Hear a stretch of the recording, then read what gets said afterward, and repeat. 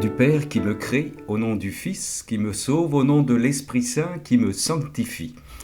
Sœurs et frères, l'expression nature divine prêtée à l'homme que j'emploie dans la modeste méditation qui suit peut prêter à équivoque. Nous sommes bien évidemment des créatures sorties du néant à qui Dieu donne dans son amitié de participer à sa nature divine.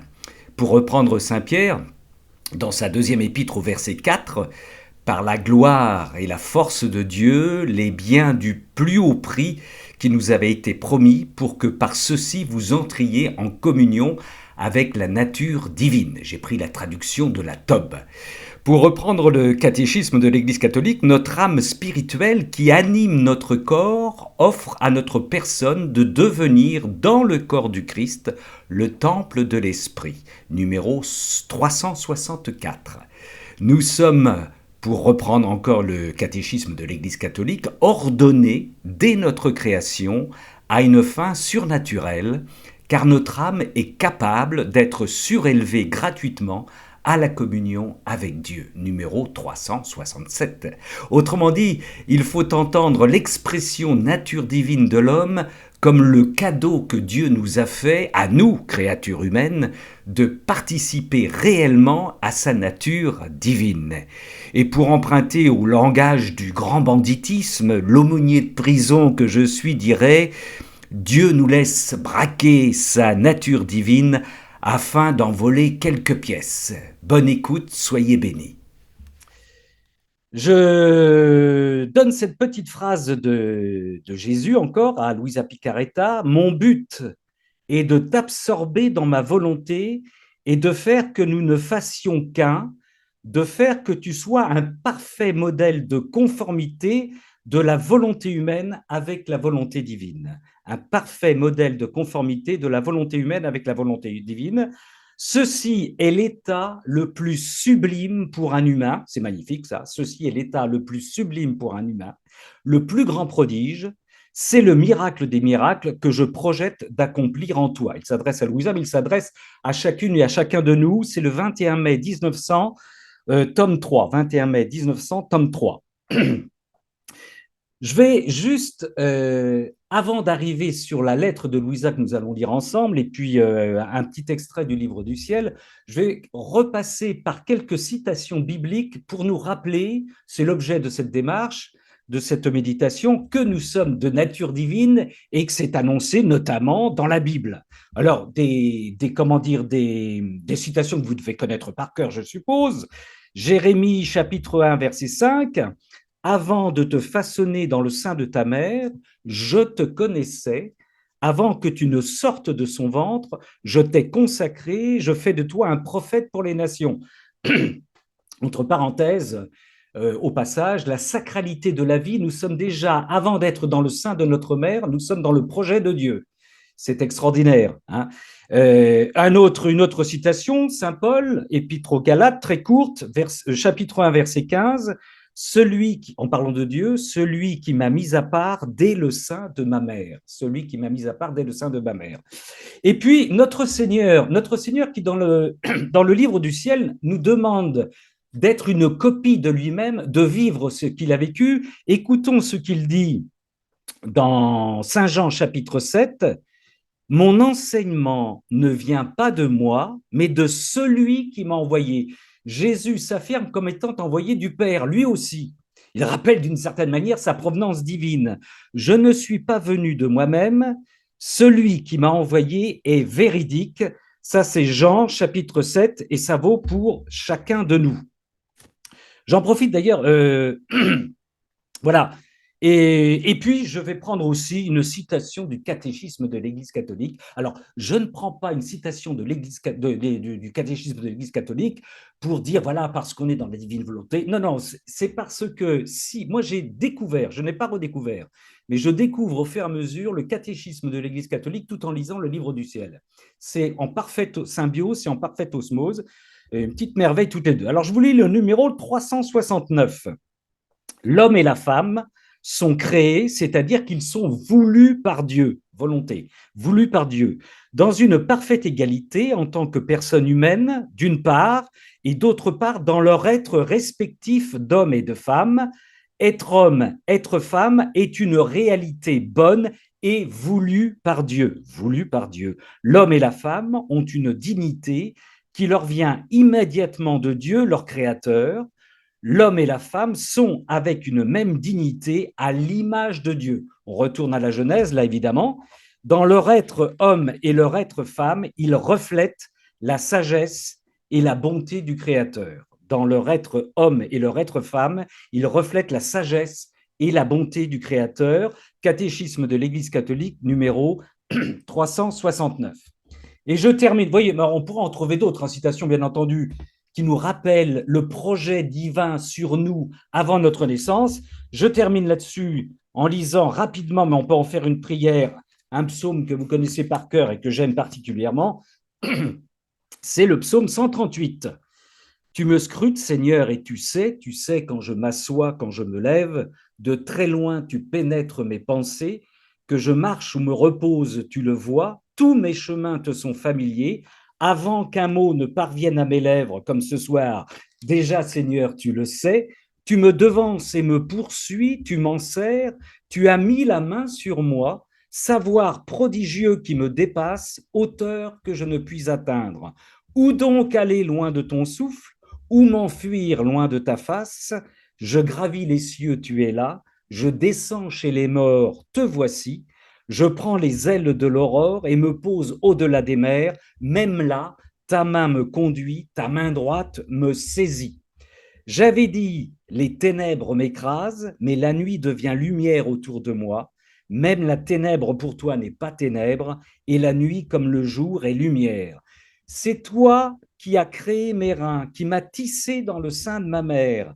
Je reconnais devant toi le prodige, l'être étonnant que je suis. C'est pour nous, sœurs et frères. Étonnantes sont tes œuvres, toute mon âme le sait. Mes os n'étaient pas cachés pour toi quand j'étais façonné dans le secret, modelé aux entrailles de la terre. J'étais encore inachevé, tu me voyais. Sur ton livre, tous mes jours étaient inscrits, recensés avant qu'un seul ne soit.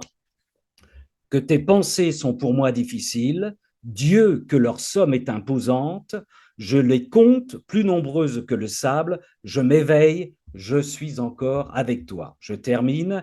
Scrute-moi, mon Dieu, tu sauras ma pensée, éprouve-moi, tu connaîtras mon cœur, vois si je prends le chemin des idoles et conduis-moi sur le chemin d'éternité. Magnifique psaume 138. Ceci en petite intro pour nous rappeler que nous avons une origine divine et que nous la cachons souvent sous le boisseau. Nous sommes comme tous nos sœurs et nos frères humains à gratter notre humanité.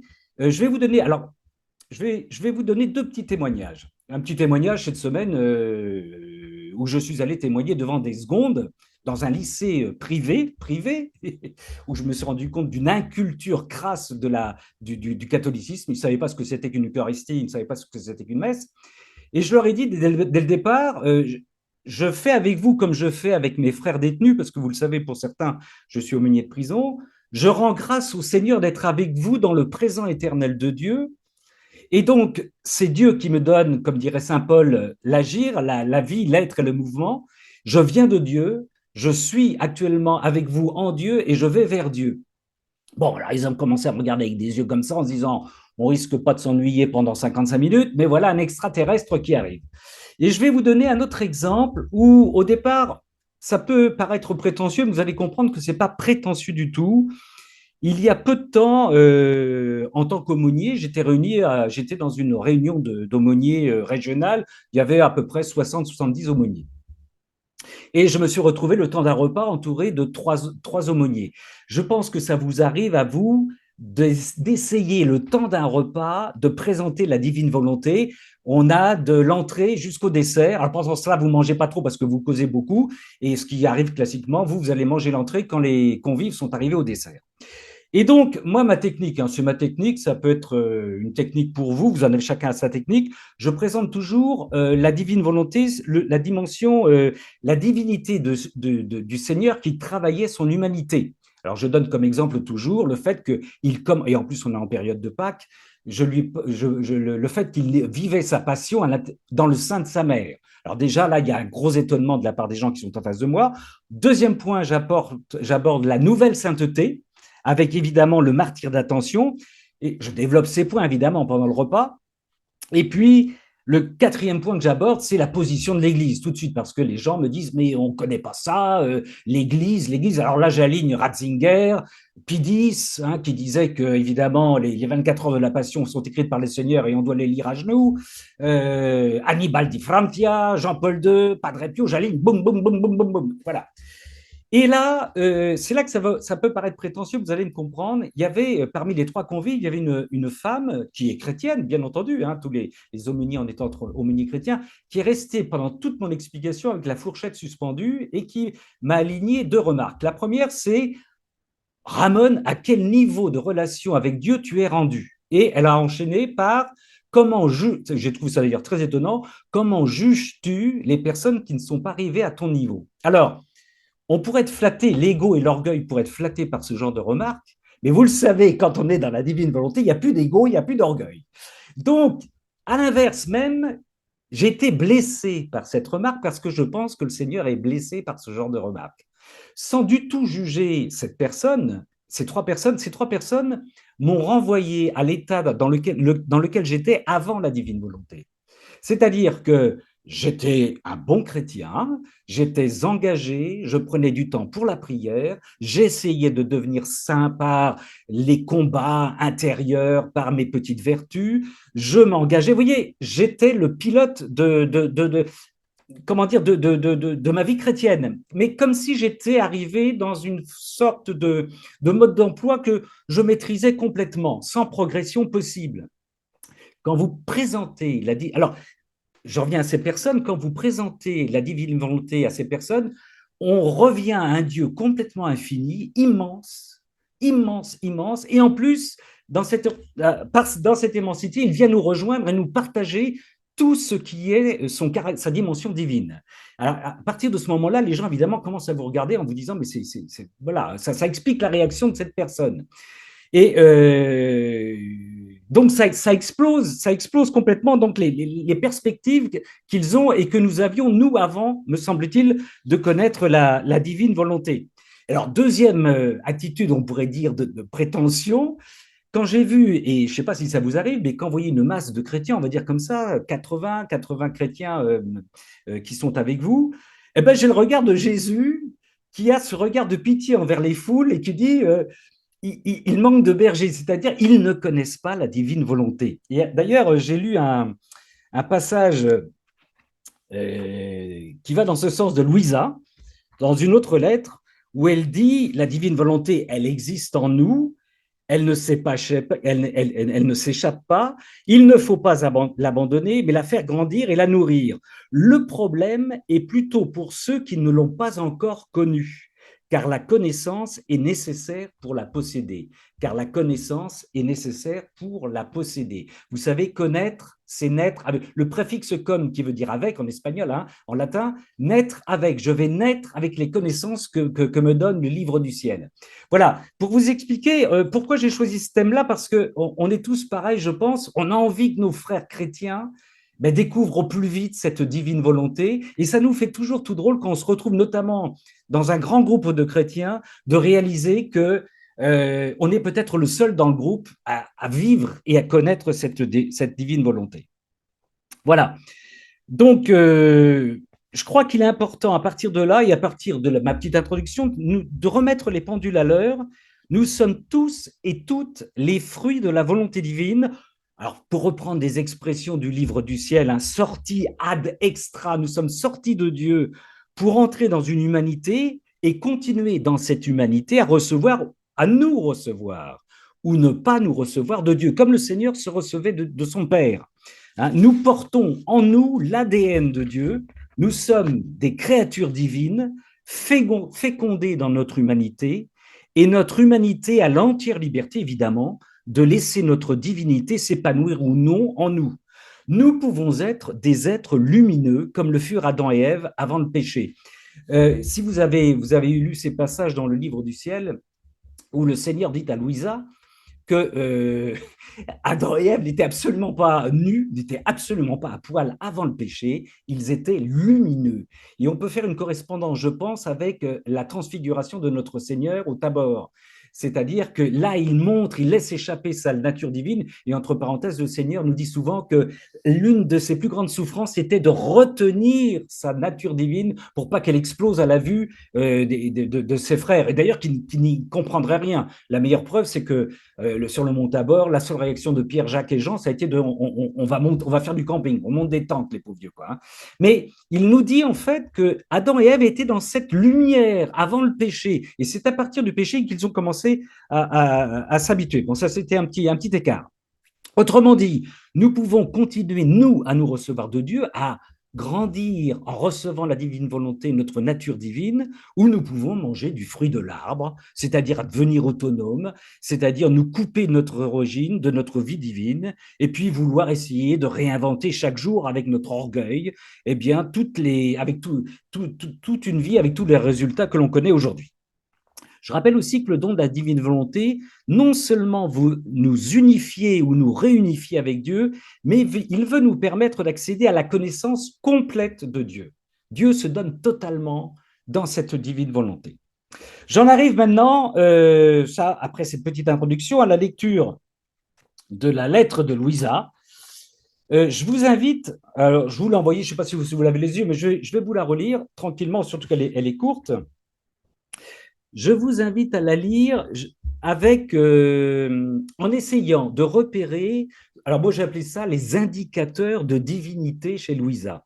Autrement dit, à partir de la lettre de Louisa, la lettre 69, quels sont les indicateurs qui révèlent l'identité divine de Louisa et donc notre identité divine? Je vais vous donner quelques exemples après la lecture. Alors, c'est important de se rappeler que Louisa s'adresse à une mère supérieure, c'est une religieuse à qui elle s'adresse très régulièrement, avec qui elle avait l'air de s'entendre, qui s'appelle Mère Cécilia. Et donc, voici la lettre. Ma bonne et révérende mère. Si, ceci pour rappeler quand même que Louisa, pour qui ne le serait pas, s'adressait à énormément de responsables de communautés religieuses, à des prêtres, et elle n'avait pas peur d'afficher son tempérament et sa foi dans la divine volonté. Ma bonne et révérende mère, pardonnez-moi si je ne vous ai pas écrit, car il n'y a pas de plus grand bien que nous puissions nous souhaiter que de vouloir que la divine volonté règne seule en nous, règne seule en nous. Nous aurons Dieu lui-même en notre pouvoir. Sa sainteté, son amour, tout sera à nous. Il n'y a pas de bienfait à la fois au ciel et sur la terre qui ne sera pas le nôtre. Vous voyez quel genre d'affirmation est là. Elle poursuit. Nous serons l'aide de tous. Avec Jésus, nous aurons un seul souffle, un seul battement de cœur, un seul mouvement avec lui. On reviendra là-dessus tout à l'heure. Des mers de sainteté et de beauté couleront dans chaque acte que nous faisons, de sorte que Dieu lui-même restera ravi.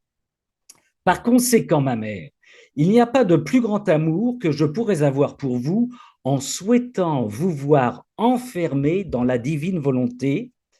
Jésus ne nous mettra jamais de côté, il nous laissera faire tout ce qu'il fera et sera tout attentif sur nous pour faire de nous son image. Il veut que nous soyons comme lui en tout. Et puisque nous ne pouvons pas le faire parce que nous sommes trop petites, il nous donne ses façons de faire pour obtenir son intention de donner.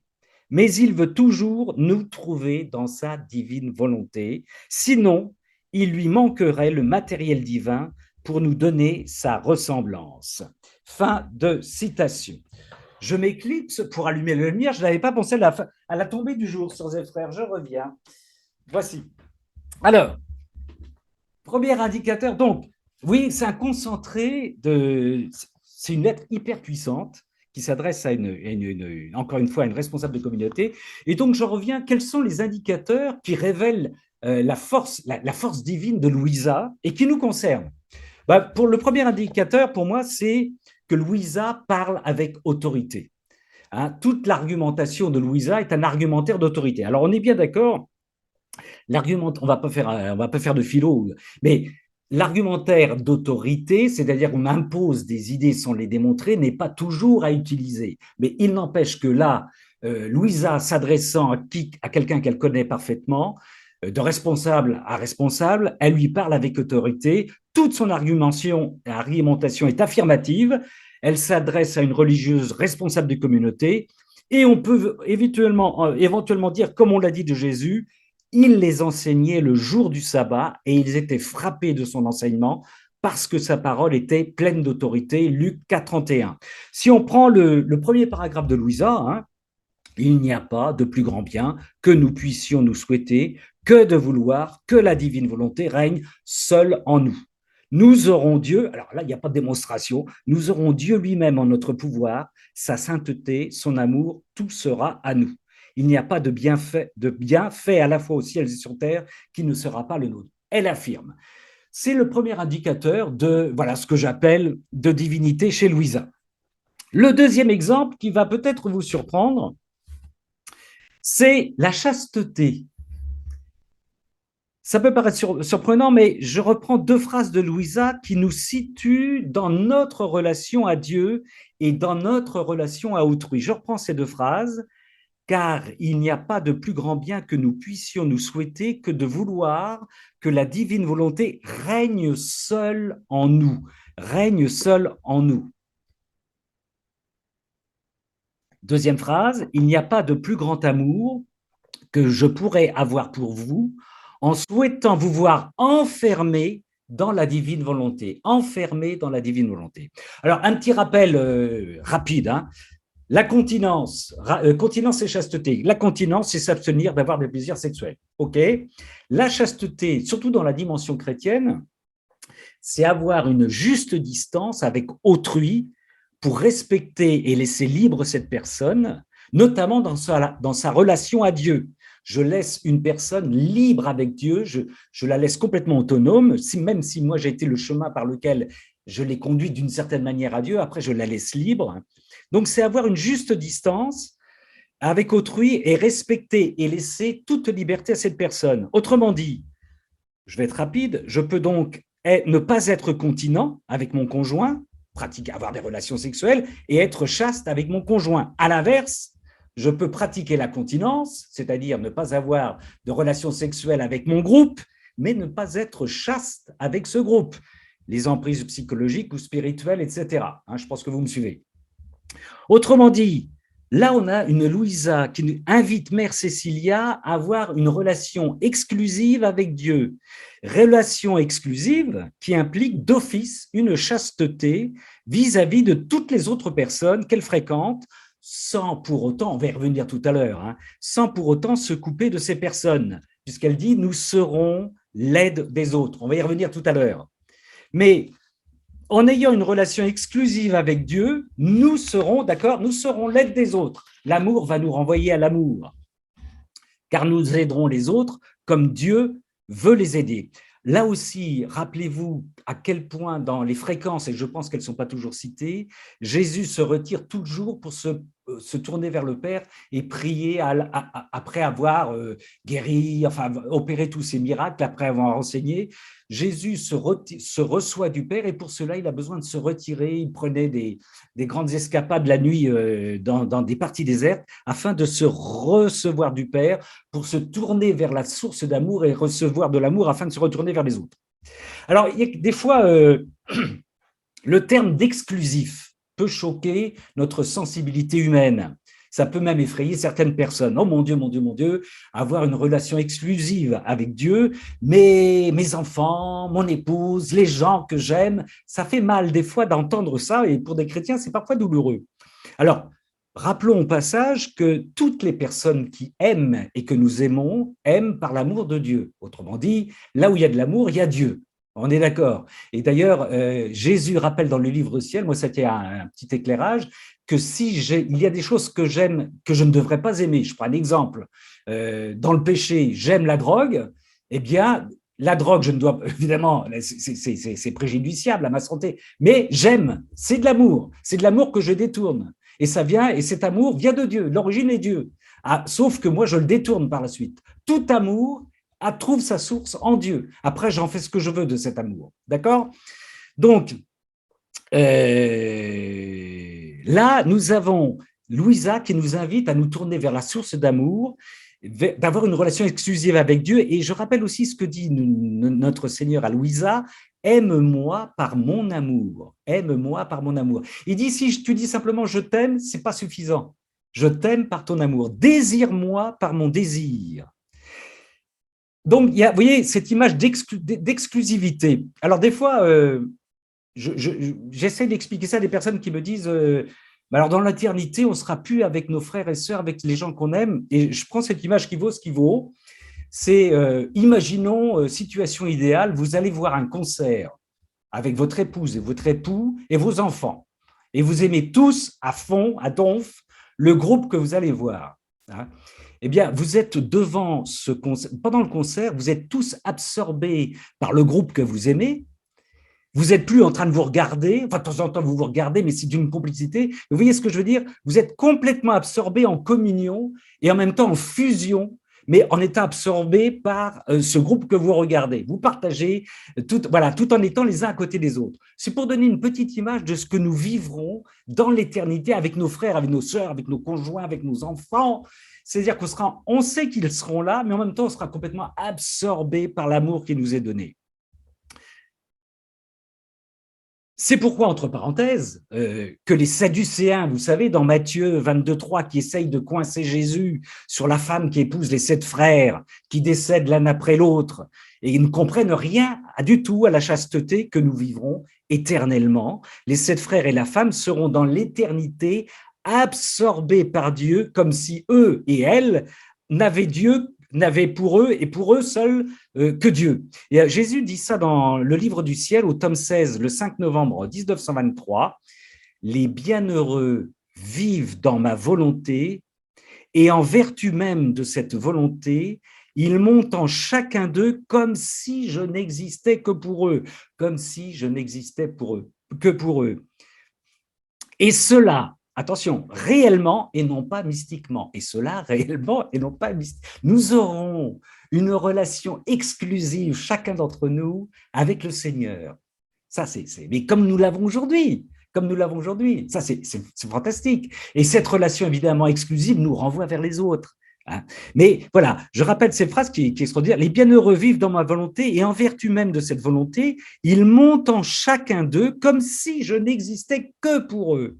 Et cela réellement, et non pas mystiquement. Vous savez que notre Seigneur nous rappelle souvent que le livre du ciel, c'est la réalité divine, c'est pas de la mystique. C'est très, très, très important, ça, entre parenthèses, pour nos frères et sœurs qui balancent, rejettent d'un revers de la main le livre du ciel en disant c'est de la mystique. Non, non, c'est pas de la mystique, c'est la réalité divine. Voilà.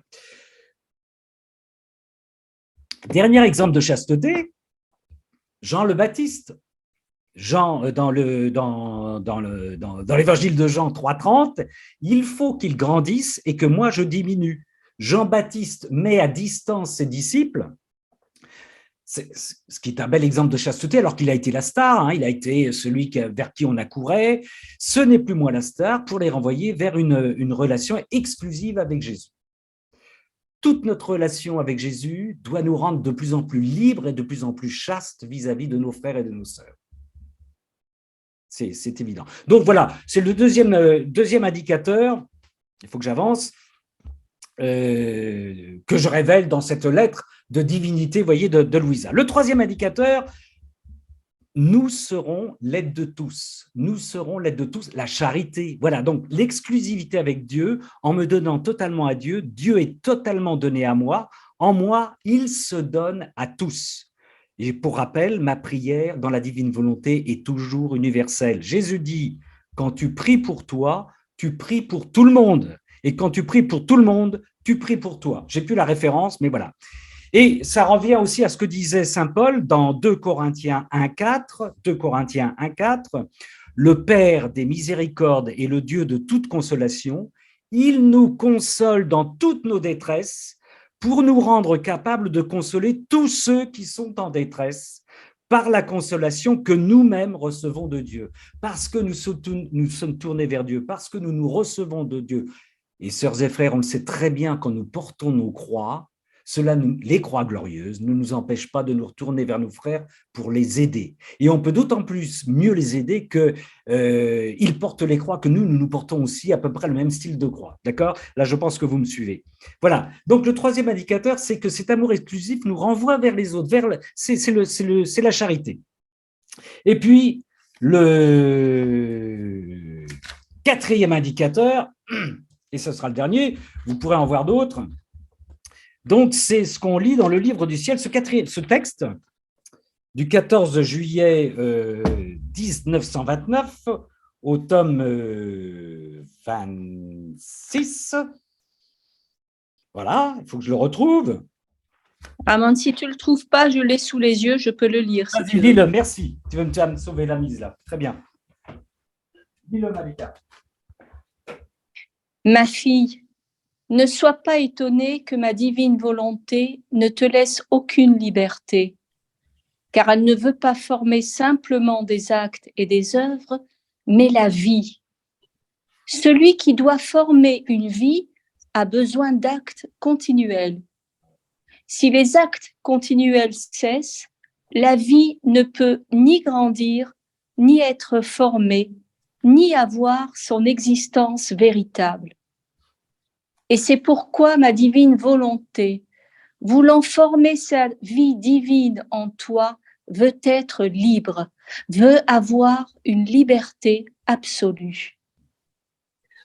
Avec son acte incessant qu'elle possède par nature, elle se répand sur la créature. En écartant ses ailes de lumière plus que maternelle, elle investit chaque fibre du cœur, chaque battement, chaque respiration, chaque pensée, parole, chaque œuvre et chaque pas. Elle les réchauffe. Avec son baiser de lumière, elle imprime sa vie sur chacun des actes de la créature. En détruisant la vie humaine, elle se constitue elle-même comme vie divine en elle. Ma volonté ne veut pas se mêler à la volonté humaine, parce qu'il ne peut sortir que des actes de ténèbres d'elle. Elle veille continuellement à former sa vie, toute de lumière, dans la créature qui, librement, lui a permis de régner. Par conséquent, son attitude est admirable. Elle est tous yeux afin que rien ne lui échappe. Avec un amour indicible, afin de voir sa vie de lumière formée dans la créature, elle se fait battement pour battement, respiration pour respiration, œuvre pour œuvre, pas pour pas. Même sur les petits riens de la créature, elle court, elle se répand, elle place la puissance de son fiat, elle crée en eux son acte vital. Par conséquent, sois attentive à recevoir son acte continuel, car il est question de vie. La vie a besoin de souffle, de battements continuels et de nourriture quotidienne. Les œuvres sont faites puis mises de côté, et elles n'ont pas besoin d'être toujours tenues en main pour être des œuvres. Mais la vie ne peut être mise de côté. Si l'acte cesse, elle meurt. Par conséquent, l'acte continuel de ma volonté est nécessaire pour toi. Toi en le recevant et ma volonté en te la donnant, afin que sa vie en toi puisse vivre, être formée et grandir dans sa divine plénitude. Ma sœur Malika, je te remercie. Oui, vas-y, ponctue. Ouais. 14 juillet 1900. Tome 26, 14 juillet, à la fête nationale française. Merci, Malika. Bon, c'est ce que j'ai appelé le quatrième. Voilà, c'est un texte magnifique. C'est-à-dire que pour aller vite, Jésus semble nous inviter à distinguer les œuvres et la vie. Si on va rapidement, les œuvres ont un début, une fin. Parce que vous savez, nous disons souvent que nous avons à faire nos actes dans la divine volonté. Mais Jésus souhaite que nos actes deviennent une vie continuels, c'est-à-dire s'additionnent les uns après les autres sans interruption pour qu'ils deviennent comme un flux tendu, vous voyez, comme un robinet dont l'eau s'échappe continuellement. Si je fais des actes dans la vie, ben, ce qui est un bon apprentissage pour apprendre à vivre dans la divine volonté, je vais faire un acte en le précédant d'une intention. Et puis, Louisa nous dit aussi qu'il faut terminer cet acte par une intention, une prière. Mais Jésus nous dit, lui, il ne veut pas que la vie s'interrompe, c'est-à-dire que la vie dans la divine volonté en nous soit continuelle. Autrement dit, dans ma journée, là, on pourrait chacun trouver des exemples, dans toutes les activités que j'ai, aussi différentes soient-elles, et qui sont d'une certaine manière des œuvres, puisque je ne sais pas, moi, je vais aller chercher les enfants à l'école, je vais faire la cuisine, je vais à l'église, etc., sont des actes différents et différenciés, de faire en sorte que tous ces actes soient dans la même dynamique, dans la même dynamique, dans la même vie. Autrement dit, se poser la question, est-ce que c'est la même vie divine qui traverse tous les engagements, par exemple, que j'ai en église, toutes les activités que j'ai tout au long de la journée. Jésus disait aussi à Louisa, l'acte continu de ma volonté est nécessaire pour toi. L'acte continu de ma volonté est nécessaire pour toi. Donc, je reprends, alors, je n'ai pas le temps, mais je peux vous renvoyer sur ce que c'est que de faire un acte dans la divine volonté. Vous connaissez certainement des textes. Je vous donne une référence, celle du 6 octobre 1924 au tome 17. On n'a pas le temps de le lire. 6 octobre 1924 au tome 17. C'est un très bon texte aussi sur la divine volonté. Et puis, un autre texte que je considère merveilleux aussi sur ma fille, il l'introduit de cette façon, comment accomplir un acte complet de divin vouloir, c'est le volume 32, le 8 juillet 1933. Volume 32, 8 juillet 1933, pour vos devoirs de vacances, sœurs et frères.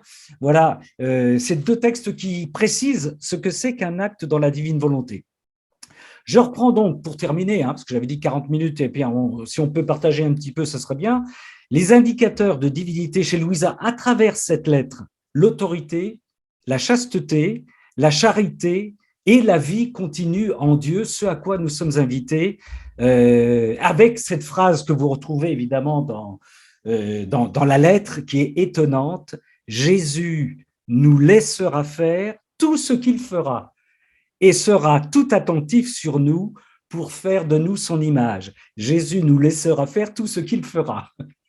C'est dans la lettre, c'est extraordinaire. Jésus nous laisse faire tout ce qu'il fait pour montrer l'osmose, la symbiose avec notre Seigneur. On a du chemin à faire parce qu'on a encore les mains, je suppose, sur les commandes et on veut parfois garder le volant. Je ne dis pas ça simplement pour ceux qui viennent d'avoir leur permis de conduire. Je termine avec l'Épître aux Hébreux 13-20.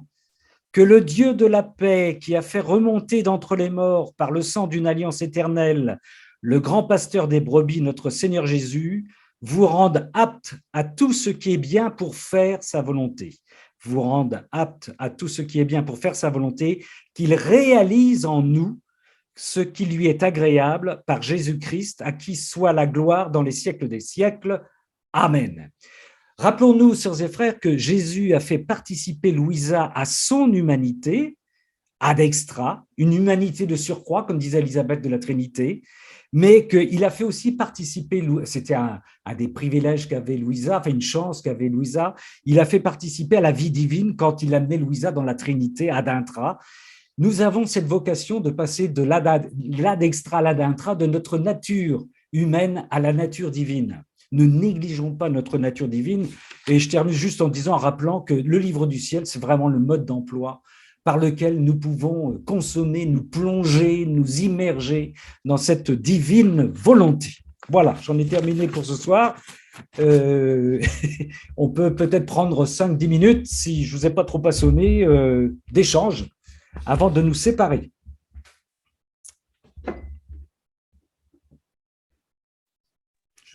N'hésitez pas à rallumer vos micros, du coup.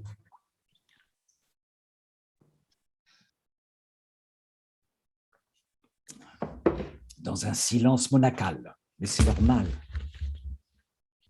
Merci pour votre grand enthousiasme. Merci Sabrina. On peut partager, hein, c'est-à-dire, c'est pas forcément des questions, parce que de toute façon, moi, je ne sais pas si j'aurai des réponses à votre question, mais si vous avez des questions auxquelles on ne peut pas répondre, on les transmettra à des autorités théologiques compétentes, on est bien d'accord, parce qu'on connaît, voilà. Mais si vous avez envie de partager des choses, vous pouvez aussi nous partager des choses par rapport à ce thème-là, hein.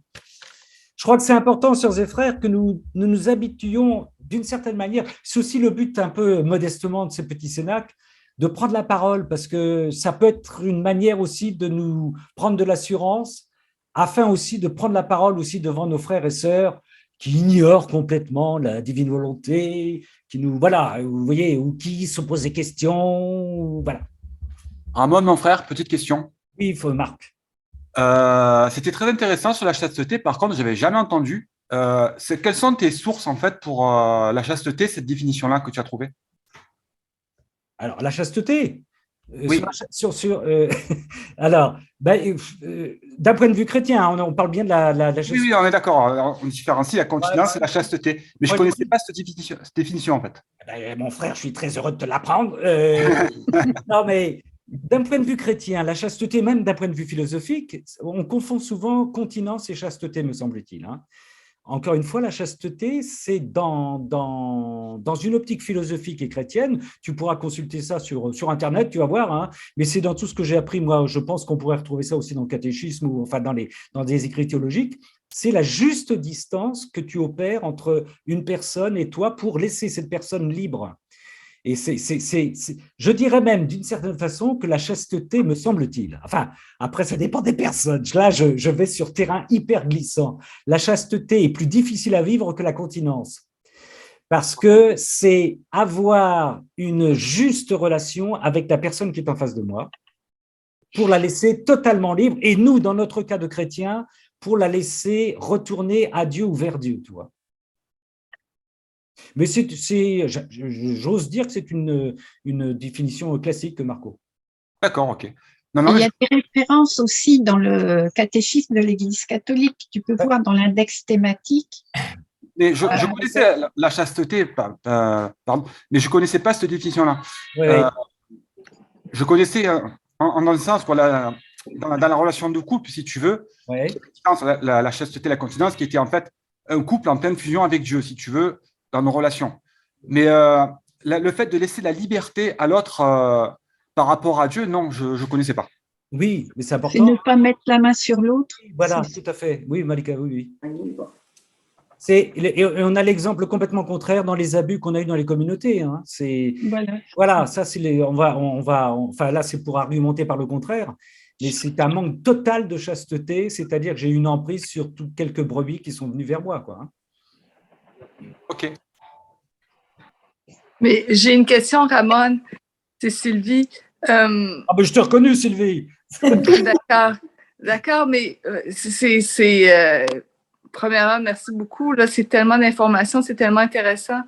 Mais quand quelqu'un, oui, laisser la liberté de sa relation avec Dieu, je comprends très bien, mais quand la personne n'est pas dans la vérité, est-ce qu'on doit lui dire? Ben, oui, tu peux lui dire, toi, que tu penses qu'elle n'est pas dans la vérité, mais tu peux la… Alors, attends, là, on part pour 3 heures, là. Je peux empêcher… Alors, tu peux lui dire, par argument d'autorité, qu'elle n'est pas dans la vérité, si tu penses que ton argumentation va l'amener vers la vérité. Mais si tu lui dis ça, que ça la contrarie, qu'elle se coupe, tu vois, de toi, ça sera une forme d'échec, mais peu importe si ça l'amène encore vers la vérité. Oui. Et si tu lui dis ça, qu'elle n'est pas dans la vérité, qu'elle se soumet à ton autorité sans qu'elle s'en convainque, tu l'as sous ta domination d'une certaine façon, tu vois? Tu vois ce que je veux dire? D'accord, OK. Ça revient au discernement, si c'est le temps de lui dire ou pas. Ouais. D'accord. C'est hyper subtil. La chasteté, bah ouais, c'est quelque chose de très subtil, hein, ouais. C'est Jésus, c'est le champion quand avec la femme qu'on va lapider, hein, qui la regarde à peine, qui dessine, qui lève la tête, qui lui dit personne t'a jugé, t'a condamné. C'est la distance qu'il a avec toutes les personnes, quoi. Je te laisse aller. D'ailleurs, dans Maria Valtorta, moi je suis pas un spécialiste, hein, mais je crois que parmi vous, il y en a beaucoup. on dit qu'il ne lui dit pas va et ne pêche plus parce qu'elle va pêcher de nouveau, hein, d'après ce que j'ai compris, la femme qui a failli être lapidée, hein, si je ne me trompe pas.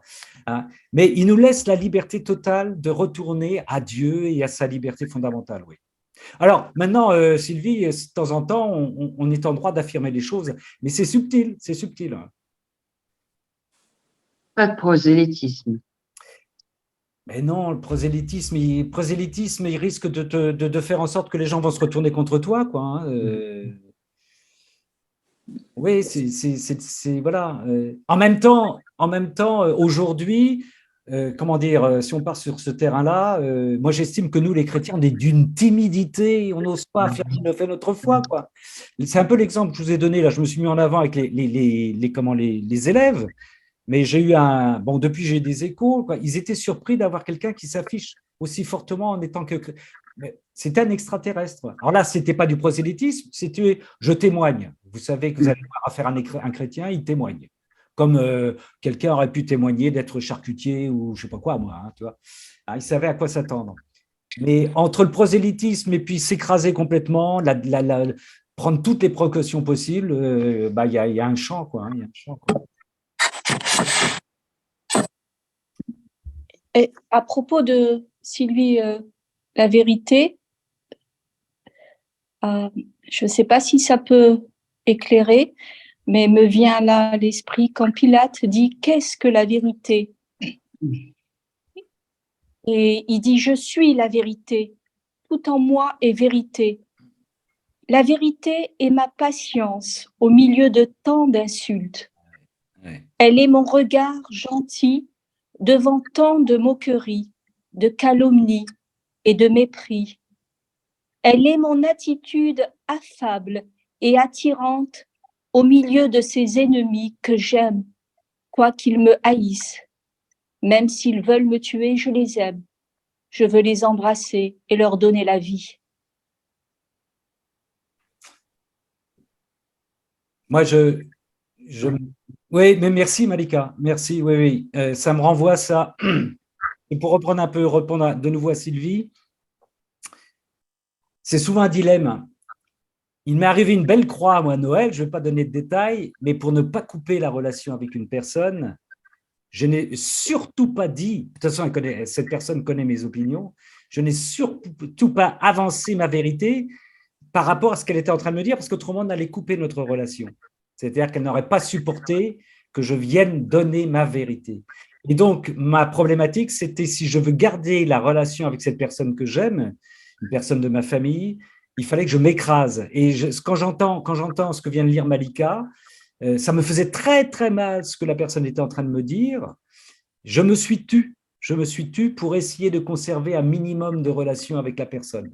Alors que sur le sujet qu'elle abordait, nous étions radicalement opposés. C'était une véritable souffrance.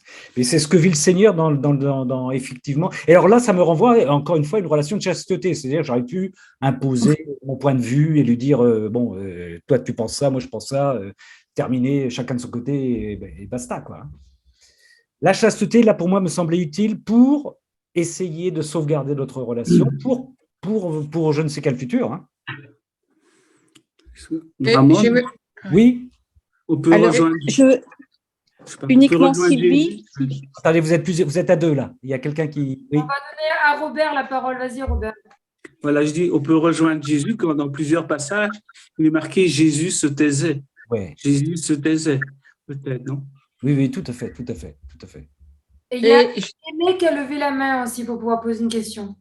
Qui donc? Oui, non, c'est pas une question, j'allais dire seulement une chose. Quand le Père nous a parlé de la chasteté, que Louise a écrit la lettre à sa supérieure, et quand j'avais lu la lettre en question, j'étais touchée de la manière à laquelle Louise a écrit. Il dit enfermé dans la divine volonté. Oui. Alors, je me suis dit, cet enfermé, c'est être taché, collé. J'entends dans ce sens-là, non, que collé avec la divine volonté pour vivre totalement dans la divine volonté. Alors, vraiment, je me disais, mais c'est bien, mais la supérieure, je ne sais pas comment il a accepté cette lettre ici. Je pense qu'il était en crise, hein? Oui, oui.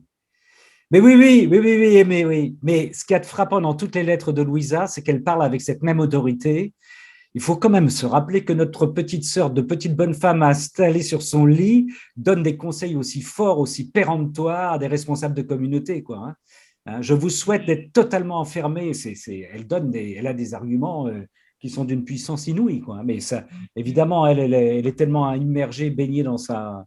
Et pour elle, il n'y a pas d'autre salut, pas d'autre bonheur que d'être en cœur à cœur, en seul à seul avec le Seigneur. Oui.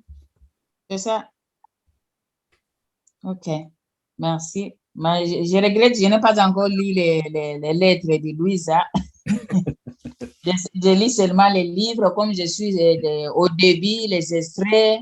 Ouais. Alors, c'est ce que je suis en train de lire. J'en lirai quoi. Merci, c'était bien. Vous avez vraiment bien expliqué, j'aime ça. Hein? Merci, Aimé. Merci. On continue ainsi.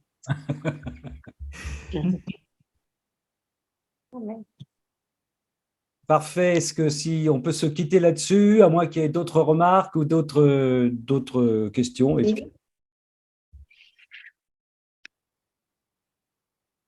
Pas d'autres remarques, pas d'autres questions? Non, Ramon. Ramon. Oui. Je reviens vers toi. J'ai un peu cherché, je ne trouve pas de lien. Excuse-moi.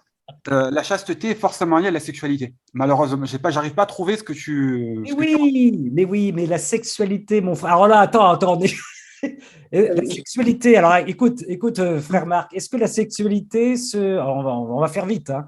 Ouais. Est-ce que se résume à un acte sexuel? Non. Alors, d'accord. Donc, elle s'étend aussi à la relation que j'ai avec les autres personnes. On est d'accord? Tu vois, je serais plutôt dans une notion d'amour, en fait, et de respect de l'autre. Mais ouais, mais si. Bah, écoute, on va pas s'éterniser là-dessus ce soir, mais on va se faire un tête-à-tête chaste, Marc, sur le sujet, d'accord? Allez, ça marche. Ça marche? En tout bien, tout honneur. Tout bien, tout honneur. Oui, c'est pas que c'est vraiment la relation de distance et juste et libre qui est très difficile à tenir entre une personne et une autre. Voilà. Dans le regard, dans la parole, dans le toucher, et évidemment par la parole aussi. La chasteté, ça concerne ça aussi. Sœurs et frères, je vois Finette et Aude qui opinent de la tête. Vous auriez pu apporter votre témoignage, Aude hein, elles sont non, mais c'est par rapport à la chasteté. Uniquement le respect dans sa plus grande totalité de l'autre. J'ai bien compris ce que tu as dit par rapport à la chasteté. D'accord. La définition du dictionnaire sur la chasteté, c'est pur, ennemi de tout ce qui blesse la pudeur, la modestie. Et oui, t'entends, Marc? C'est ça, oui. C'est le dictionnaire. C'est le dictionnaire, oui, c'est le dictionnaire, ça. Donc voilà. Bah, écoute, vous pourrez élargir cette définition en allant sur Internet. Vous allez voir beaucoup de définitions et avoir l'approche de la chasteté dans la foi chrétienne. C'est intéressant. Dans la théologie morale, c'est intéressant. C'est vraiment le cœur du sujet. Si on veut annoncer la divine volonté à nos proches, eh bien, avec nos amis, c'est difficile parce qu'ils n'y plongent pas dessus tout de suite, qu'ils disent ne rien comprendre. Eh bien, justement, pour rester, moi, je me sens complètement déconnectée de mes meilleurs amis, quoi. Oui. Marie-Christine qui parle? Oui. Ouais. C'est une totale souffrance et ça me parle beaucoup ce que tu me dis parce que justement, j'ai une amie qui va venir voir mercredi parce qu'il y a un fossé qui s'est créé. Je lui dis, mais il faut qu'on parle. Oui. Mais elle n'arrive pas à comprendre du tout. Il me dit, je ne comprends rien. Oui. Alors, ce que tu dis, c'est hyper important. Alors, il y a d'une part, je crois que ça fait partie des croix. Hein. Roland nous avait donné une phrase l'autre jour de Jésus qui disait à Louisa, les premiers enfants de la divine volonté seront peu nombreux.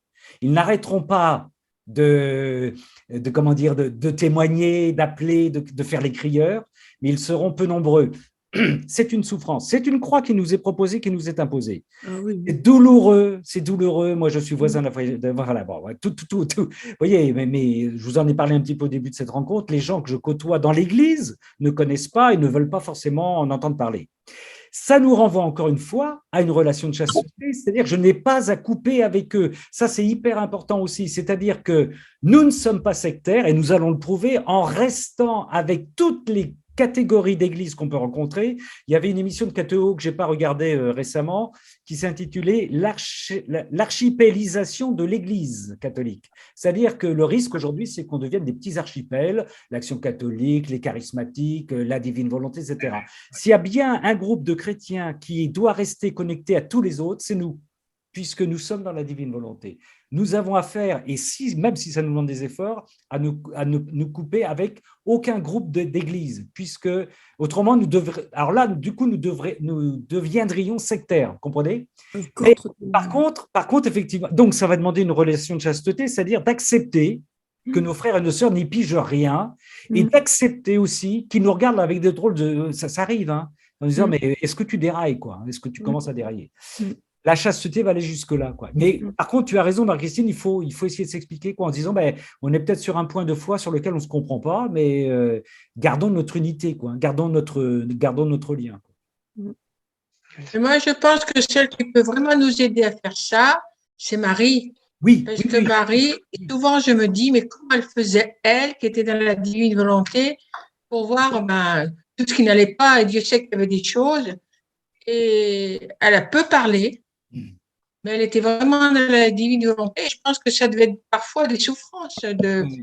C'est important de contempler Marie, son attitude quand elle était sur terre, pour justement accepter toutes ces personnes qui n'acceptent pas pour l'instant la divine volonté, qui ne comprennent pas, Moi, je pense que regarder Marie peut nous aider beaucoup, beaucoup, beaucoup. Absolument, oui.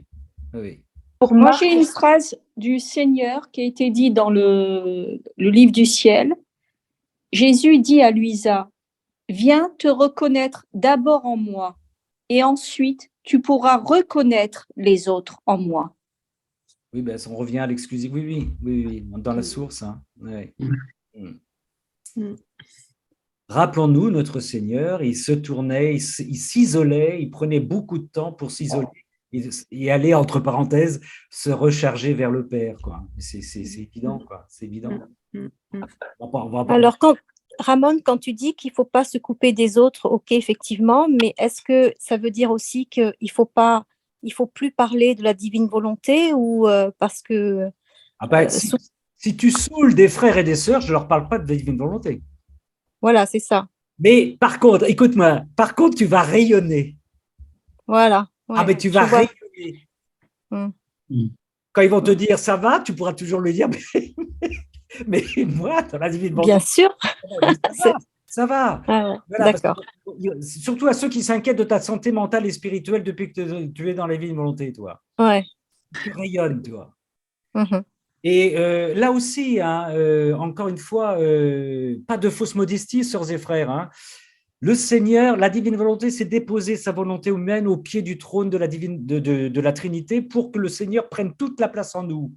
Donc, ça doit se voir, ça doit s'entendre. Ras-le-bol des complexes par rapport... On n'est plus, vous savez, moi j'ai ironisé sur le tibius cubitus de Thérèse, sur cette sainteté qui est réservée à d'autres, et on est dans du paganisme, hein, avec tout l'amour que j'ai pour Thérèse. Hein. Mais la sainteté, c'est aller caresser une vitre derrière laquelle il y a une relique. Bon, c'est très beau, ouais. Thérèse nous fait des cadeaux. Mais la sainteté, c'est être habité par Dieu, c'est être rempli de Dieu, aujourd'hui, maintenant. Donc, ça doit se voir, ça doit s'entendre, ça doit transpirer. Alors, si on ne peut pas en parler, au moins, on émane, quoi, on émane. Amen. Ouais. Oui, parce qu'on n'est pas tous des Ramon, des Philippe ou des Roland. Hein. Oui, d'accord. On n'est pas des Louis-Isabelle, comme dirait Philippe, je suis désolée, on peut lire, mais être à 10 000 kilomètres. Hein. C'est pas évident, hein, parce qu'on peut, comme tu dis, on peut le transpirer, mais on n'est pas forcément capable de le dire avec des mots. Et on n'a pas forcément les arguments face aux autres qui peuvent être intellectuellement plus puissants que toi. Et alors là, ils te posent une question et tu coinces. Je peux rien dire, quoi. Mais moi, ça va jusqu'à dire, Isabelle, que tu ne sais pas que tu le transpires. C'est-à-dire, on ne contrôle pas ce qu'on transpire. Je vais aller jusque-là. C'est-à-dire que tu vas dégager des choses non intentionnellement, tu vois, en ne te contrôlant pas. Et c'est des gens qui, après, vont te dire qu'ils s'en sont pris plein la tronche, tu vois. Et là, tu rends grâce au Seigneur, quoi. Hein, on ne sait pas. On découvrira plus tard avec le Seigneur ce que nous avons, entre parenthèses, le terme n'est pas beau, transpiré, transmis plutôt, grâce à la présence du Seigneur en nous. Ça, on le découvrira après, mais il y a heureusement énormément de choses qui nous échappent. Hein. Et on peut prier. C'est dans la foi. Oui, c'est dans la foi, bien sûr. Et la petite Bernadette à Lourdes, elle disait, je suis chargée de vous le dire, mais pas de vous le faire croire. Ouais, c'est ça. Et ça, donc moi, parfois, je dis juste, et puis stop, et je dis, et puis la petite Bernadette, elle disait ça, et puis je me tais. Voilà. Oui, Caroline, oui. Je suis chargée de transmettre, ouais. Je suis chargée de vous le dire, et pas de vous le faire croire. Mais je pense que c'est important. Enfin, je veux pas faire rentrer. Il ne s'agit pas de rentrer dans le dolorisme ou dans de la sainteté. Je pense qu'on est tous conscients. Je peux me tromper dans mon analyse, mais il y a eu des courants dans l'Église, comme l'Action catholique, les charismatiques, qui ont permis des frontières plus ou moins, molles. Voilà. J'ai l'impression que la divine volonté, ça passe ou ça casse. Vous voyez ce que je veux dire? Oui, tout à fait. Et que donc, on va souffrir d'incompréhension de la part de frères et de sœurs chrétiens et chrétiennes. C'est clair et net. Mais je pense que ça fait partie du cadeau que nous livre le Seigneur. Moi, je pense. Amen. Amen. Mais mon ami, mon frère Ramon, c'est tout à fait normal parce qu'il veut répéter sa vie en nous. Et ouais. Il a souffert, il est l'homme des douleurs. Et oui. Tu prends tout, tu dis pas oui, je te prends toi et je laisse la croix à côté. Non, impossible. Bon. Impossible. Nous sommes bien d'accord, Malika. Oui. Mais oui, il veut des âmes victimes et des âmes rédemptrices. Hein. Il faut le dire aussi dans la divine volonté. Il faut le rappeler à nos frères et sœurs. Hein.